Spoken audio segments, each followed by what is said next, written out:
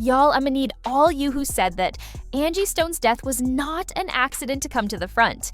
Were y'all onto something? Cause tell me why reports are saying that Sharita Murphy, a member of Regina Bell's backup singers, who was in the van with Angie Stone that was involved in a tragic accident, resulting in Angie's death, reportedly said that the accident could have been prevented. And now we have witnesses also allegedly saying that they heard popping sounds from like a pistol. There have also been reports of a sniper having been spotted, and that after the van flipped the driver, Lethal Carter allegedly made a phone call and then returned to the accident scene. And that's not even all. By the way, the streets are also saying that the driver didn't even have a license. And Angie tried to tell him a few times to stop speeding, and he didn't listen. I actually found the driver's rap sheet. And if I'm being honest, this man should not have been driving. I mean, in 2002, he had a parole issue. In 2003, he had a forgery, first degree, and a few more other forgery charges. In 2000, there was a misdemeanor. His driver's license was suspended at one point. He was arrested for unlawful use of a driver's license, driving while the license was suspended. He had several DV cases. He was arrested for carrying a concealed weapon possession of Coca-Cola credit card theft, by deception theft of service burglary. And these are just some of the charges, like who hired this man to drive that van? Also, you see the truck driver that hit Angie after the initial accident. I've seen reports claiming that his wife reported him missing days after the crash.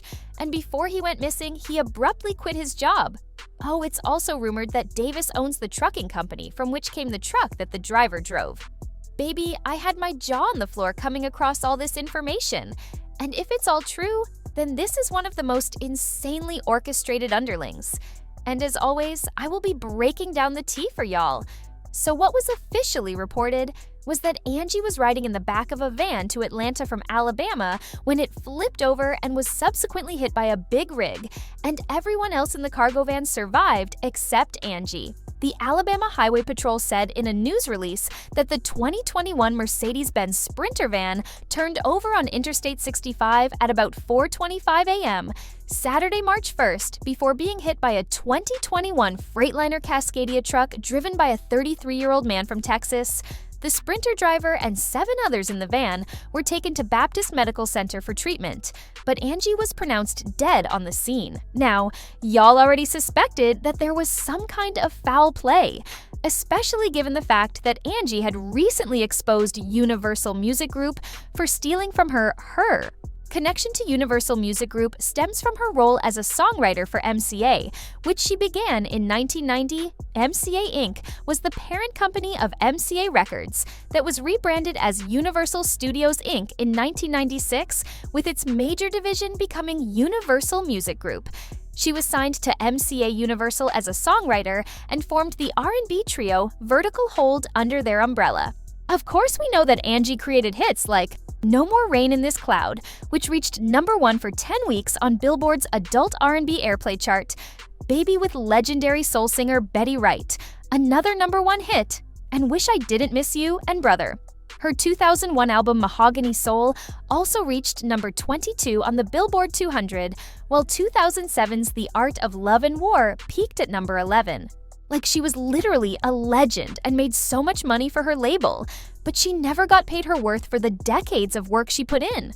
So in the video that Angie did exposing UMG, she detailed the alleged misappropriation of her earnings over a career spanning more than 4 decades. At the beginning of the video, she talked about how she was battling a severe blood infection that forced her to pause her touring schedule and seek immediate medical attention. And during her 2-week recovery under intensive care, Angie said that was when she discovered the concerning irregularities in her financial records. Then about 15 minutes into the clip, she basically said that a lot of her publishing, her royalties, and her mechanics have all pretty much been stolen by UMG. Angie said that after being in the business for 40-some years, she wondered where her royalties were going as she wasn't receiving them. She then discovered that Universal Music had been receiving all her royalties and mechanicals, and that they had taken pretty much everything. In her candid video, she expressed profound disappointment with what she perceived as both negligence and deliberate financial misconduct. Through all of this, I soon found out that one of the biggest companies that I was with, Universal Music, It's the second part of the ugly truth. We begin to research things to check on my royalties and my statements and things that of that nature, only to find out a lot of my publishing, a lot of my royalties, my mechanicals, they have all pretty much been stolen. Angie basically said that she was there to inform Universal Music that they would have to give up her money. She also said that she was doing whatever was necessary to ensure that they paid her for her life's work for her children and her grandchildren. She also further alleged that proper registration procedures for her songs had been neglected, and she claimed that there were several class action suits over her songs that were never properly registered by the companies she signed them over to. In addition, she also said that she had a diesel team looking into what she believes she's owed, and she warned future artists about the twists and turns of the industry. I have to give up my coins. And so what I'm doing now is whatever is necessary to make sure they pay me for the legacy of my life, for my children and my grandchildren. They're going to have to give me my money. I mean, when you sit back and think Bruno Mars, Dr. Dre, when you think about all these people that have sampled music, if they're filthy rich on it, what's our problem? Or my problem? I mean, don't you find it a bit suspicious that after exposing such powerful people, she gets into an accident and she's the only one who dies? Well, reportedly witnesses and other people who were with her in the van are coming forward with allegations that the crash was not an accident, and one of them is Sharita Murphy. Based on reports, Sharita has spoken about the events leading up to Angie Stone's death, and allegedly, she claims that the driver Lethal Carter was speeding and ignored Angie's pleas to slow down, even though Angie asked him why he was in such a rush at 4 in the morning. According to Sharita, the driver stated he needed to get to Baltimore quickly, despite Angie being the one scheduled to perform there.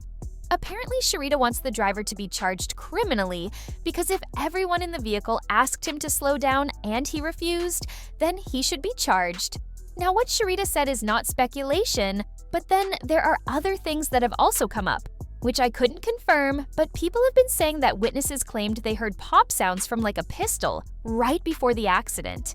And like I said, the streets were also saying that the driver didn't even have a license. And allegedly, the truck driver's wife reported him missing days after the crash, and before he went missing, he quit his job abruptly. There have also been reports of a sniper being spotted, and that after the van flipped, the driver Lethal Carter allegedly made a phone call after the accident and returned to the accident scene much later. Well, I've also mentioned the driver's rap sheet is just crazy. And for someone who had all those charges, there's no reasonable explanation as to why he was driving that van. Like, this man had his driver's license suspended a few times. He was arrested for unlawful use of a driver's license, driving while the license was suspended. And he had several DV cases. He was arrested for carrying a concealed weapon possession of Coca-Cola credit card theft, forgery second-degree theft, by deception theft, by shoplifting, theft of service burglary, and so much more. He is literally giving hitman. And that begs the question, who made the travel arrangements? And were they aware of this vicious rap sheet? In addition, one of the other things that people pointed out was that there was a witness who claimed they assisted someone, potentially Angie Stone.